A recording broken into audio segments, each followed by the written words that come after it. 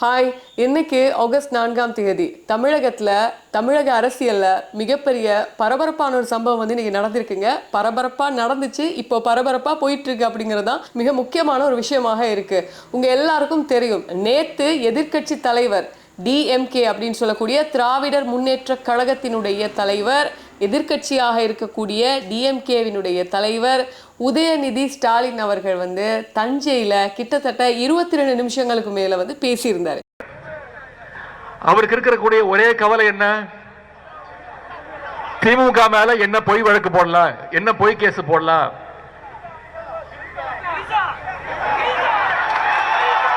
எங்க தண்ணி வருதோ இல்ல அங்க தண்ணி வரணும். காவிரி சொன்ன இங்க தமிழ்நாட்டில் ஆட்சி நடத்துறதுக்கு காங்கிரஸ் தயவு வேணும். அதனால கர்நாடகா காங்கிரஸ் அரசு கேள்வி கேட்க துப்பு இல்ல, எதிர்த்து கேள்வி கேட்கவே பயப்படுறாரு. அதே மாதிரி ஒன்றிய அரசை பகைச்சுக்கிட்டா பிரச்சனை வந்துடும். ஆட்சி அமைச்சு 3 மாசம் ஆச்சு. இது வரைக்கும் அவரோட வாயிலிருந்து ரயில வழிமறிச்சு பாதியில் அவங்களை இறக்கி விட்டு மீண்டும் தமிழ்நாட்டுக்கு போக சொல்லிட்டாங்க. பேசியிருந்த வாக்குல அவரு ஒரு வார்த்தையை வந்து விட்டார். இது வந்து ரெட்டை அர்த்தத்துக்குரியது அப்படின்னு சொல்லிட்டு அவர் மேல கேஸை போட்டு இன்னைக்கு அவரை அரெஸ்ட் பண்ணதுதான் அந்த பரபரப்பான சம்பவமாக வந்து போயிட்டு இருக்கு. நான் இந்த வீடியோ அப்லோட் பண்ணும்பொழுது ஒருவேளை அவர் பெயில வந்துடலாம். அதனால வந்து என்ன நடந்துச்சு அப்படிங்கறது வந்து நான் உங்களுக்கு சொல்லிட்டு போறேன். இதுக்கு எதிரான சம்பவங்கள், கண்டனங்கள் எல்லாம் என்ன நடக்க போகுது அப்படிங்கிறத நம்ம இந்த வீடியோவில் வந்து பார்த்துடலாம். இந்தியாவில் மிக முக்கியமாக தமிழகத்தில் வந்து அதிகமாக இப்போ பேசப்படுறது இப்போ இருக்கக்கூடிய கரண்ட் முதலமைச்சர் திரு மாண்புமிகு ஜோசப் விஜய் அவர்களினுடைய இந்த ஆட்சி தான்.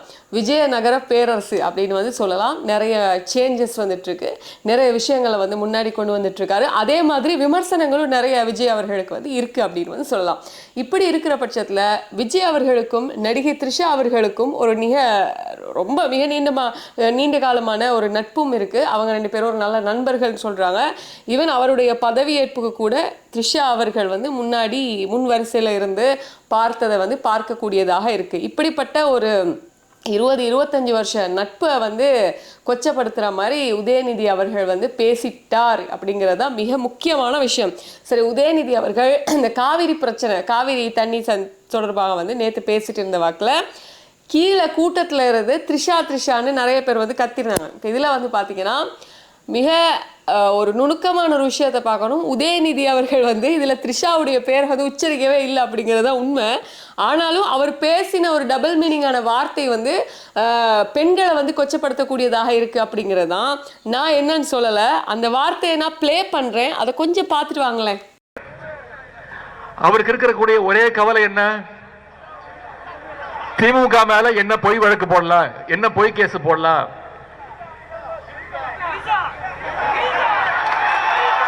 எங்க தண்ணி வருதோ இல்ல அங்க தண்ணி வரணும்.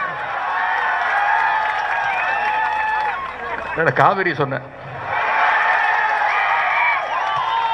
ஓகே, நீங்கள் இந்த காணொலியில் வந்து பார்த்துருப்பீங்க. கீழே வந்து த்ரிஷான்னு வந்து கத்தினதை வந்து பார்த்துட்டு இருந்திருப்பீங்க. இதில் யார் கத்தினாங்கன்னா ஒருத்தர் இல்லை 2-3 பேர் வந்து கத்தினாங்க. அப்போ உதயநிதி வந்து நேற்று வந்து சிரிச்சிருந்தார்.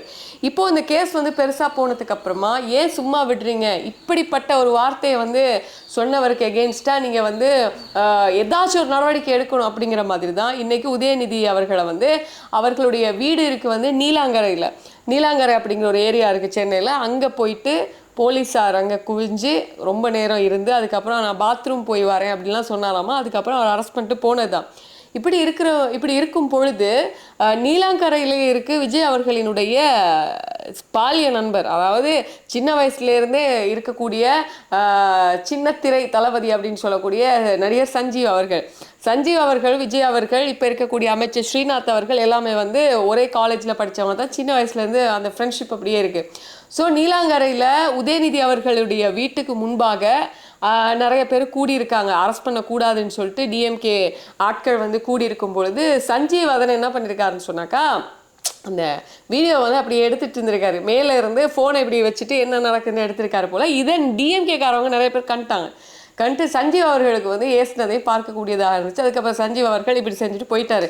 இது அதிகமாக வந்து இன்னைக்கு பேசப்பட்டு இருக்கிற வாக்கில் இன்னைக்கு உதயநிதி அவர்களை வந்து அரெஸ்ட் பண்ணி கிட்டத்தட்ட 9 பிரிவுகளில் வந்து வழக்கு வந்து போட்டிருக்காங்க அப்படிங்கிறது மிக முக்கியமான ஒரு விஷயமாக பார்க்கப்படுது. உதயநிதி அவர்கள் வந்து நான் வந்து இதுக்கெல்லாம் பயப்பட போறது இல்லை, நான் வந்து யாரோட பேரையும் வந்து சொல்லலை அப்படிங்கிற மாதிரி ஒரு முகத்தில் ஒரு புன்னகையை வச்சுட்டே அவர் வந்து பேசியிருந்தார். நான் சைடில் காமிக்கிறேன் வந்து பாருங்க.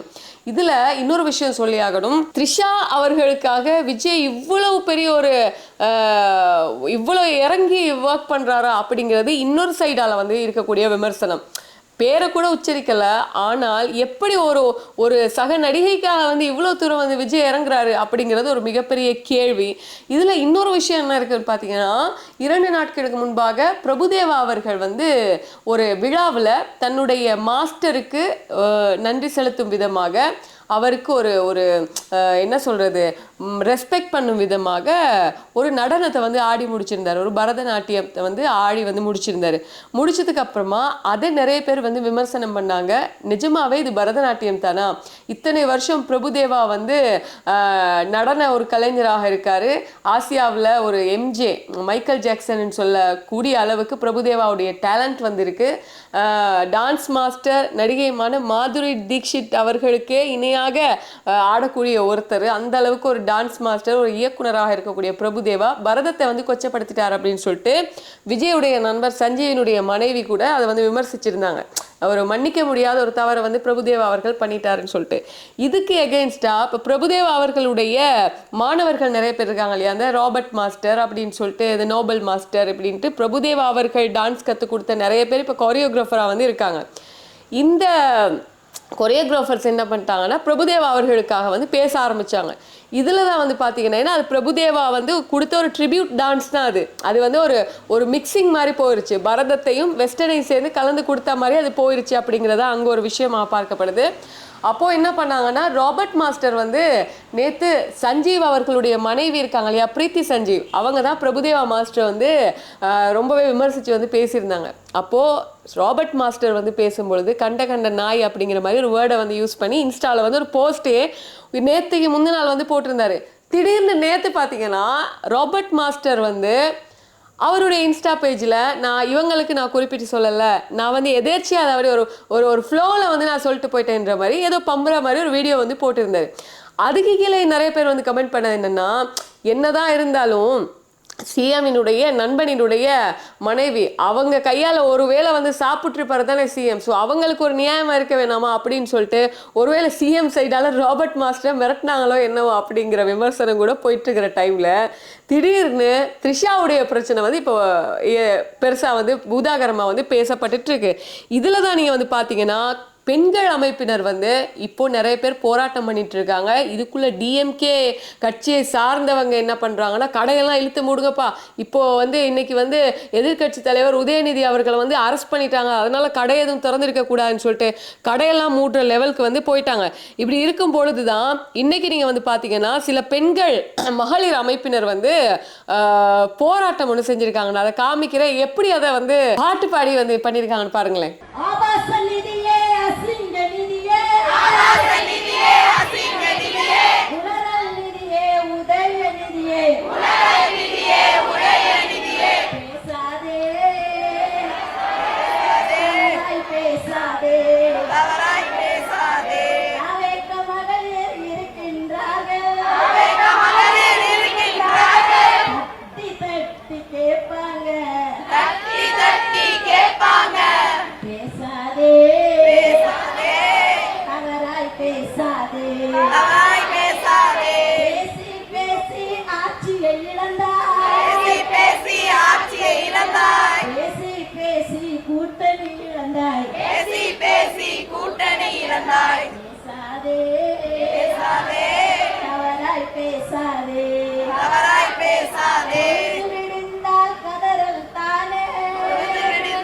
கதறல் தானே இப்படி உதயநிதி அவர்களை வந்து ரொம்பவே வந்து விமர்சிச்சு பாட்டு படிச்சிருந்தாங்க பெண்கள் அமைப்பினர். இதுக்கிடையில பல பேர் வந்து விமர்சிச்சு போஸ்ட் வந்து போட்டிருக்காங்க. இதுல என்னன்னா இடையில என்னன்னா பிரேமலதா விஜயகாந்த் அவர்கள் வந்து விமர்சிச்சு ஒரு போஸ்ட் வந்து போட்டிருக்காங்க. என்னன்னா எதிர்க்கட்சி தலைவர் உதயநிதி ஸ்டாலின் எந்த பெண்ணின் பெயரையும் கூறவில்லை, அவரின் பேச்சை திரித்து மாற்றி கூறி பரப்புகின்றனர். நாளை சட்டமன்றம் கூடும் நிலையில் கைது செய்வது திசை திருப்பும் செயலா, பழிவாங்கும் செயலா, இது தாவேக அரசின் காழ்ப்புணர்ச்சியை காட்டுகிறது அப்படின்னு சொல்லிட்டு பிரேமலதா விஜயகாந்த் அவர்கள் வந்து போட்டிருக்காங்க. அதுக்கப்புறம் பாத்தீங்கன்னா சிபிஎம் மாநில செயலாளர் சண்முகம் என்ன சொல்லியிருக்காருன்னா, கம்யூனிஸ்ட் கட்சி இருக்கு இல்லையா, மார்க்சிஸ்ட் கம்யூனிஸ்ட் கட்சியினுடைய மாநில செயலாளர் என்ன சொல்லியிருக்காருன்னா, யார் தவறாக பேசினாலும் கண்டனத்திற்குரியது. உதயநிதி பொதுவெளியில் சர்ச்சையாக பேசியது கண்டனத்திற்குரியது. அரசியல் தலைவர்கள் கவனத்துடன் பேச வேண்டும். எதிர்க்கட்சி தலைவர் அல்ல, யார் பேசினாலும் தவறு. பெண்கள் குறித்து அவதூறாக பேசுவதை தடுக்க வேண்டும்.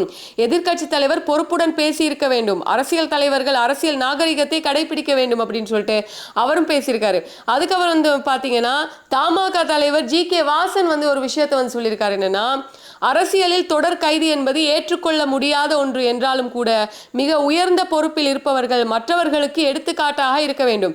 குறிப்பாக முக்கிய பிரச்சனைகளை பேசும்போது அதை நீர்த்து போகும் வகையில் தேவையற்ற வார்த்தைகள் கூறும்போது இது போல சர்ச்சைகள் எல்லாம் எழத்தான் செய்கிறது. இது வரும் காலங்களிலே தவிர்க்கப்பட வேண்டும் அப்படின்னு வந்து அவர் சொல்லியிருக்காரு. இதுல குஷ்பு அவர்கள் வந்து சொல்லியிருக்காங்க, உதயநிதி ஸ்டாலினின் பேச்சு பெண்களை இழிவுபடுத்துகிறது. த்ரிஷாவிடம் உதயநிதி நிபந்தனையற்ற பொது மன்னிப்பு கேட்க வேண்டும். நடிகையும் பாஜக நிர்வாகியுமான குஷ்பு வந்து வலியுறுத்தல் அப்படின்னு சொல்லப்படுது. அதுக்கப்புறம் வந்து அதிமுக முக்கிய தலைவரான KP முனுசாமி வந்து என்ன சொல்லியிருக்காருன்னா, உதயநிதி பேசியதை ஏற்றுக்கொள்ள முடியாது. அதே சமயம் அவரின் கைது எதிர்க்கட்சியினர் மீதான அரசின் அடக்குமுறை, அதில் சந்தேகமில்லை. எதிர்க்கட்சியினரை பயமுறுத்துவதற்காகவே அரசு இதை செய்துள்ளது. அரசு குளியல் அறைக்கு சென்று கைது செய்தது அடக்குமுறை அப்படின்னு வந்து சொல்லியிருக்காரு. இதுல ஒரு பெண்ணும் வந்து பேசியிருக்காங்க, அதையும் பார்த்துட்டு வாங்களேன். நேற்றைக்கு உதயநிதி ஸ்டாலின் அவர்கள் எதிர்க்கட்சி தலைவராக இருந்து கொண்டு தவளை தன்வாயால் கெடும் என்பதை போல மிகவும் ஆபாசமாக பெண்களை மிக கேவலமாக சித்தரிக்கக்கூடிய வகையிலே தண்ணீர் பிரச்சனைக்காக ஆர்ப்பாட்டம் என்ற பெயரில் தான் தோன்றித்தனமாக பேசியிருக்கிறார். திமுக இதை நேற்று மட்டும் செய்யவில்லை. உதயநிதி ஸ்டாலினோ அவருடைய தாத்தாவோ அவருடைய அப்பாவோ திமுகவினுடைய சீனியர் லீடர்ஸாக இருக்கக்கூடிய பொன்முடி போன்றவர்களும் ராசா போன்றவர்களும் அவருடைய கட்சியில் இருக்கக்கூடிய பிரசன்னா போன்றவர்களும் அவருடைய கட்சியில் இருக்கக்கூடிய பேச்சாளர்களான சைதை சாதிக் போன்றவர்களும் சிவாஜி கிருஷ்ணமூர்த்தி போன்றவர்களும் தொடர்ந்து இதையே வேலையாக செய்து கொண்டிருக்கிறார்கள். அதையே எதிர்க்கட்சி தலைவராக இருக்கக்கூடிய ஒரே நைட்ல எம்எல்ஏ, ஒரே நைட்ல இளைஞரணி செயலாளர், ஒரே நைட்ல அமைச்சர், ஒரே நைட்ல துணை முதலமைச்சரான உதயநிதி வாரிசு கோட்டாவில் வந்தவர். வாரிசு கோட்டாவையே பயன்படுத்தி தன்னுடைய இயக்கம் தன்னுடைய குடும்பத்து தலைவர்கள் எப்படி ஆபாசமாக பேசுவார்களோ பெண்களை, அதே போல இருக்கையெல்லாம் வரலாறு இருக்கிறது. அதனால் தான் சொல்கிறேன், அதன் அடிப்படையில் பெண்களை மிக கேவலமாக பேசுவதை தொழிலாக கொண்டிருக்கிறார்கள். அதனை வன்மையாக கண்டித்து இன்றைக்கு தமிழக காவல்துறை அவரை அரெஸ்ட் செய்திருக்கிறது. ஆனால் தமிழக பெண்களின் எதிர்பார்ப்பு, இவ்வளவு கேவலமாக பெண்களை தொடர்ந்து இழிவு செய்யக்கூடிய திமுகவும் அதன் தலைவர்களும் மற்றும் இன்றைக்கு நேற்று பேசியிருக்கக்கூடிய எதிர்க்கட்சி தலைவரான உதயநிதி ஸ்டாலின் மக்கள் பிரதிநிதியாக மட்டுமல்ல ஒரு கட்சியினுடைய பிரதிநிதியாகவும் அதன் பதவி வகிக்கவே தகுதியற்றவர். அவரை கட்சியிலிருந்து நீக்குவாரா ஸ்டாலின் என்பதை உங்கள் மூலமாக கேள்வியாக வைக்கிறேன். அதையும் அவர் செய்ய வேண்டும். அப்போதுதான் தமிழ்நாட்டு பெண்களுக்கு பாதுகாப்பு இருக்கும். இவர்களே இப்படி பேசிக் கொண்டிருந்தால் சமூகம் எப்படி சிறப்பாக இருக்கும்? அதனால் அவர்கள் எதிர்க்கட்சி தலைவராகவே இருக்கவே. இப்படி உதயநிதி அவர்களினுடைய கைது வந்து ஒரு மிகப்பெரிய ஒரு பேசு பொருளாக இருக்கு. யாரும் எதிர்பார்க்காத ஒரு விஷயமாக இருக்கு. இப்போ உதயநிதி அரெஸ்ட் பண்ற அளவுக்கு சிஎம் வந்து இறங்கிட்டார் அப்படின்னாக்கா த்ரிஷாக்காக என்ன வேணாலும் சிஎம் செய்வாரு அப்படிங்கிறதான்ற மாதிரி டிஎம்கே காரர்கள் என்ன பண்றாங்கன்னா உதயநிதிக்கு ஆதரவாக இப்ப பேசி வந்துட்டு இருக்காங்க. இப்போ இது என்னன்னா, இனி வரப்போற 4 வருஷங்களுக்கு வந்து எப்படியும் அது விஜய் அவர்களுடைய ஆட்சி தான் வந்து இருக்க போகுது. அதனால ஆட்சி அவங்க கையில் இருக்கும்போது நம்ம எதுவும் பண்ண முடியாது அப்படிங்கிறதுக்கு இது ஒரு மிகப்பெரிய உதாரணமாக வந்திருக்கு. என்னதான் இருந்தாலும் வந்து உதயநிதி அவர்களினுடைய அந்த பேச்சை வந்து பெண்கள் வந்து அதிகமாக கண்டிக்கிறாங்க. அரசியல் மேடையாக இருந்தாலும் நாகரிகமான முறையில் வந்து பேசுவது மிக சிறந்த ஒரு விஷயமாக இருக்கு. ஏன்னா பெண்கள் அதிகமாக நிறைய பேர் வந்து ஓட் போட்டது வந்து விஜய் அவர்களுக்கு தான். கடந்த தேர்தலில், சட்டமன்ற தேர்தலில் பெண் வாக்காளர்கள் தான் அதிகம். அதனால அதிகமான ஓட்ஸ் வந்து பெண்கள் வந்து போட்டது வந்து விஜய் அவர்களுக்காக தான். ஸோ இப்படியாக எதிர்க்கட்சி தலைவர் உதயநிதி பேசிட்டாரே அப்படின்னு சொல்லிட்டு மிகப்பெரிய ஒரு போராட்டமாக இது போயிட்டு இருக்கு. அதுக்கப்புறம் அவர் பெயில வருவாரா இல்லையாலாம் நமக்கு தெரியாது. இப்போ இருக்கிற தகவல்களை நான் ரொம்ப ஷார்ட்டா சொல்லியிருக்கேன். நீங்க என்ன நினைக்கிறீங்க? கீழே கமெண்ட் பண்ணுங்க. நன்றி.